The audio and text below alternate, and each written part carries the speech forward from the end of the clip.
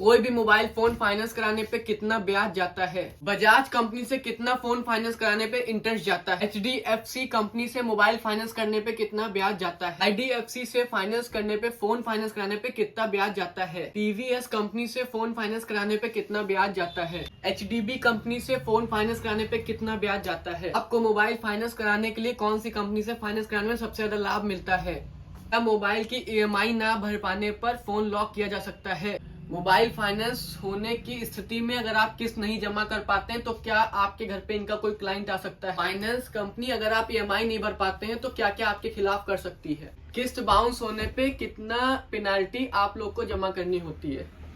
Hello साथियों, कैसे आप सभी? आशा करते हैं कि आप सभी बहुत ही अच्छे होंगे। जैसा कि हमारा प्रॉमिस था आपसे कि फरवरी और मार्च के महीने में हर एक फाइनेंस कंपनी के रिलेटेड जो भी फोन वगैरह आप लोग फाइनेंस कराते हैं, जो हर एक फाइनेंस कंपनी, बजाज हो, IDFC हो, HDB हो, HDFC हो, TVS हो, DMI, कोई भी कंपनी, उन सभी की जानकारी, जैसे कोई भी कंपनी की आपको जानकारी चाहिए जो लखीमपुर खीरी में हमारे वो फाइनेंस कंपनी चल रही है तो उसकी जानकारी आपको आपका भाई प्रथम जरूर देगा। तो जैसा कि हमने पिछले वीडियो में बताया था कि किस कंपनी से कितना इंटरेस्ट जाता है, क्या जाता है, तो आज उसी बारे में बात करेंगे कि आपको किस कंपनी से फोन फाइनेंस करना चाहिए, किस कंपनी में सबसे ज्यादा कम इंटरेस्ट जाता है, किस कंपनी में बैंक चार्जेस आपके कम जाते हैं। तो साथियों चलिए बात कर लेते हैं इसी विषय पर। तो साथियों आज बात करेंगे कि आपको जब भी आपको मोबाइल फोन फाइनेंस कराने जाते हैं, जो मार्केट में जाते हैं, तो आपको किस तरीके से फाइनेंस कराना चाहिए, कैसे नहीं करना चाहिए, किस कंपनी से कितना ब्याज जा रहा है। चलिए आपको सीधे सीधे बता देते हैं। देखिए यहाँ पे होता क्या है कि जो भी डिस्ट्रीब्यूटर्स होते हैं, जैसे लखीमपुर खीरी में वीवो के डिस्ट्रीब्यूटर हैं, ओप्पो के डिस्ट्रीब्यूटर हैं, रेडमी के डिस्ट्रीब्यूटर हैं,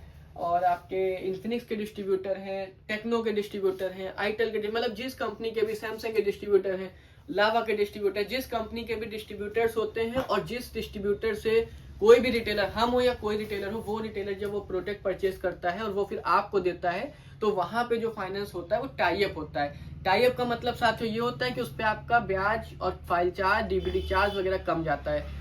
और कुछ फोन्स ऐसे होते हैं, जैसे यहाँ पे लखीमपुर खीरी में आपका मोटोरोला हो गया, वन प्लस हो गया, आईफोन वगैरह हो गए, कुछ रिटेलर्स को छोड़ के, कुछ डिजिटल शोरूम वगैरह को छोड़ के, वहाँ पे ये सारे, वहाँ का तो छोड़ दीजिए, बाकी हर शॉप पे ये नॉन टाई अप प्रोडक्ट में फाइनेंस की जाती है, जिसमें आपका इंटरेस्ट बहुत ज्यादा चला जाता है। जैसे आप कोई एंड्रॉइड फोन लेते हैं, मान लीजिए आपने वीवो का, हमारे पास जैसे Y29 लिया जो कि 15,500 रुपए का है, तो इस पे लगभग आपका, ऐसे आप कंपनी से फाइनेंस कराते हैं तो आपका 2,000 रुपए के आसपास इंटरेस्ट इस पे चला जाता है। और वही अगर आप इसी रेंज का या कोई अदर फोन ले लेते हैं, जैसे आप मान लीजिए ये मेट्रोला का फ्यूजन 50, अगर यहाँ से हमसे फोन लेते हैं, 23,000 रुपए का 12,256 आता है, और इस पे आप मान के चलिए 3,000 रुपए से 3500 रुपए इंटरेस्ट चला जाएगा।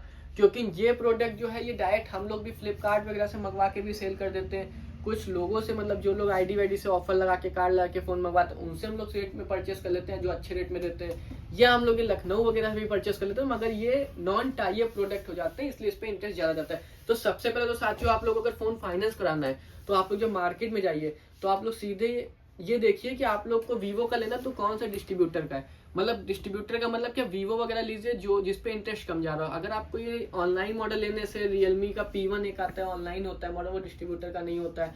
मेट्रोला के सारे मॉडल डिस्ट्रीब्यूटर के नहीं होते, नॉन टाई अप होते हैं। मेट्रोला के मॉडल्स मत लीजिए, रियलमी का P1 मत लीजिए, लेकिन इस पे इंटरेस्ट ज्यादा था। ये जब लीजिए जब आपको मतलब फाइनेंस ना कराना, तब आप ये फोन लीजिए, कोई इशू नहीं है। सेकंड दिक्कत क्या आती है, जो नॉन टाई अप फोन होते हैं उसमें सबसे बड़ी दिक्कत तो ये भी आती है कि सर्विस वगैरह में भी प्रॉब्लम आती है, क्योंकि इनकी जो सर्विस होती है वो आपके नाम एक्चुअल में बिल होता ही नहीं है।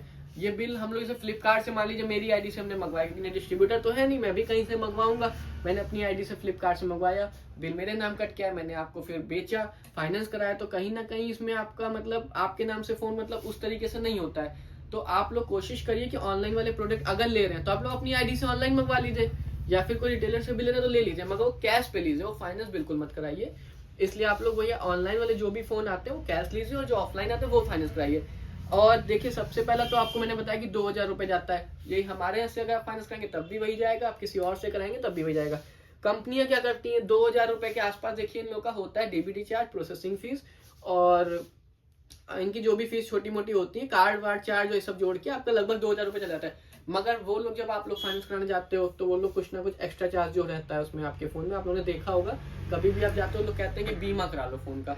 हाँ, बीमे में बेनिफिट होता है, अगर आप महंगा फोन परचेज कर रहे हैं, जैसे कर्व डिस्प्ले परचेज कर रहे हैं, उसका आप ये समझ लीजिए कर्व डिस्प्ले का फोल्डर ही जो होता है, अगर बाई चांस टूट जाता है आपसे, कोई भी मॉडल होता है, लगभग 8 से 10,000 रुपए का होता है। कुछ मॉडल्स का 11,000 का भी होता है। तो आप उन फोनों का बीमा करा लीजिए। अगर आपका लगभग 1000 से 1500 रुपये एक्स्ट्रा जा रहा है तो बीमा बिल्कुल करा लीजिए। अगर आप बीमा नहीं कराते हैं तो होता क्या है मार्केट में कि इन लोगों के ऊपर भी प्रेशर होता है एक तरीके का। जो कंपनी के प्रमोटर्स होते हैं, जो फाइनेंस कर रहे होते हैं यहाँ पे आके हमारी शॉप पे, किसी की शॉप पे, इन लोगों के ऊपर से प्रेशर होता है कंपनी का। इन लोगों की कमाई कहाँ से होती है? ये लोग क्या करते हैं, कंपनी मतलब ये लोग नहीं करते, कंपनी का ऊपर से रहता है। या फिर आप कस्टमर को बीमा दे दीजिए, उसमें इन लोगों का बेनिफिट होता है कहीं ना कहीं। या फिर आप कस्टमर को हेल्थ इंश्योरेंस दे दीजिए, उसमें इनका बेनिफिट होता है। या फिर अदर कुछ कंपनी, मतलब कुछ कंपनी ऐसी होती है जो कहती है क्रॉस सेल लगाओ, तो क्रॉस सेल इन लोगों की 1500-1600 रुपए से होती है, तो वो आप ही के में इंटरेस्ट लगता है। तो कभी भी आप फोन परचेस करने जाइए, अगर आप लखीमपुर के तो यहाँ तो बिल्कुल गंदगी है मार्केट में, आपको डिस्काउंट 100% खुद ही रिटेलर दे देगा। अगर आप लखनऊ वगैरह पे फोन वगैरह फाइनेंस कराते हो, या आप कहीं बरेली में, लखनऊ में, मुराद, कहीं भी आप कराते हो दूसरी डिस्ट्रिक्ट में, तो आपको क्या करना है, सबसे पहले रिटेलर से बात कर लेनी है कि इस पे भैया डिस्काउंट हमारा कर दीजिए। अगर वो कर देता है तो अच्छी बात है, बाकी आपको एमओपी पे तो फोन मिलेगा। मगर आप ये चीज समझ लीजिएगा कि आपका अगर 2000 से ऊपर इंटरेस्ट जा रहा है तो आप समझिएगा उसमें क्रॉस सेल लगी है। मतलब 2000 के ऊपर का मतलब ये नहीं कि 2200 जा रहा है तो आपको लगा क्रॉस सेल लगी, ऐसा कुछ नहीं होता है। अगर आपका 2000 रुपए की जगह पे 2500-2600 रुपए जाने लगे, आप समझ लीजिएगा कि आपके में क्रॉस सेल या कुछ ना कुछ एक्स्ट्रा चार्जेस लगे हुए। तो आप लोग वहां पे बात कर सकते हैं, जो फाइनेंस कर रहा होगा लड़का, उससे आप बोलिए कि हमें आई बजट नहीं है, इतने रुपए का हमारा एक्स्ट्रा जा रहा, हम नहीं ले पाएंगे, तो वहां पे वो कुछ ना कुछ डिस्काउंट जरूर कर देगा। तो साथियों, मतलब मेरा कहने का मतलब है कि अगर आप फाइनेंस कराइए तो आप वो प्रोडक्ट खरीदिए जो डिस्ट्रीब्यूटर के जो टाई अप में फाइनेंस होते हैं। आप डायरेक्ट प्रमोटर से पूछ सकते हैं कि टाई अप में हो रहा है कि नहीं हो रहा है। कुछ रिटेलर्स ऐसे भी जिनका टाई अप नहीं होता है, जैसे कुछ कंपनियां से, हमारे आईडीएफसी से इन्फिनिक्स अब प्रेजेंट टाइम में टाई अप में नहीं हो पा रहा है, क्योंकि कुछ कंपनी का इश्यू है और बैंक मतलब कंपनी मतलब फाइनेंस कंपनी, और ये टाई अप नहीं हो पाया है। मगर ये मेरे यहाँ बजाज से, एचडीबी से टाई अप में हो जाता है फोन, तो कोई इशू नहीं है। मतलब कि कोई ना, हमारे यहाँ तो कई कंपनियों से फाइनेंस होता है, तो कोई इशू नहीं है। हम कोई ना कोई कंपनी से टाई अप ही कराएंगे, आपका ज्यादा इंटरेस्ट नहीं जाएगा। क्योंकि आप हमारे वैसे भी व्यूवर्स, ज्यादातर व्यूवर्स आते हो यहाँ पर, तो आप लोग तो वीडियो देख क्या होगा, आप लोगों को तो खुद से पता होगा कि टाई अप लेना है कि नॉन टाई लेना है। तो आप लोग के बाद डायरेक्ट प्रमोटर से पूछ सकते हो, वो आपको बताएगा। तो साथियों, यही है कि आप लोग अगर फोन लेने जाइए तो टाई अप मॉडल लीजिए, नॉन टाई अप मत लीजिए। और कुछ हिडन चार्जेस रहते हैं, आपको ऐसे मैं बता देता हूँ कि जैसे आप बजाज कंपनी एक होती है, उससे आप फोन फाइनेंस कराते हैं तो उसमें पहली किस्त में आपका 300 रुपये एक्स्ट्रा कट जाता है।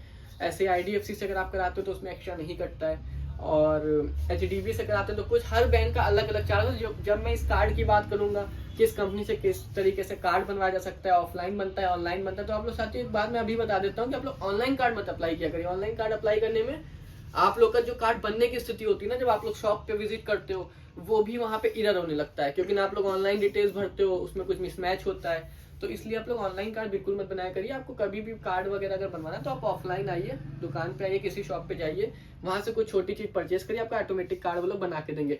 हाँ, और आपको बता देते हैं कि किसी भी कंपनी से आप फाइनेंस कराते हो तो सबसे पहले तो आपका वो कंपनी से कार्ड जरूर बनता है। जैसे एचडीबी से फाइनेंस कराओगे तब भी उनका कार्ड बनेगा, उनकी फीस 700 रुपये शायद होती है मेरे हिसाब से, बाकी हम आपको बाद में क्लियर बता देंगे।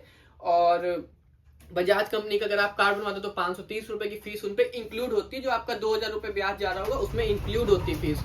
और अगर आप आईडीएफसी से फाइनेंस कराते हो तो उसमें शायद 500 रुपए का कार्ड होता है। तो इस तरीके से कोई भी कंपनी से अगर आप फाइनेंस करा रहे हैं फोन तो उसमें फीस इंक्लूड होती है। तो साथियों, आप लोगों को ये देखना है कि 2 से 2500 रुपए तक जा रहा है तो ठीक है, आप ले लीजिए फोन, क्योंकि उसमें कार्ड वार्ड आपका सब इंक्लूड है। और अगर आपका 2400-25 मतलब 2500 के मान के चलिए ऊपर अगर जा रहा है तो आप समझ लीजिए कि उसमें कुछ एक्स्ट्रा चार्जेस हैं।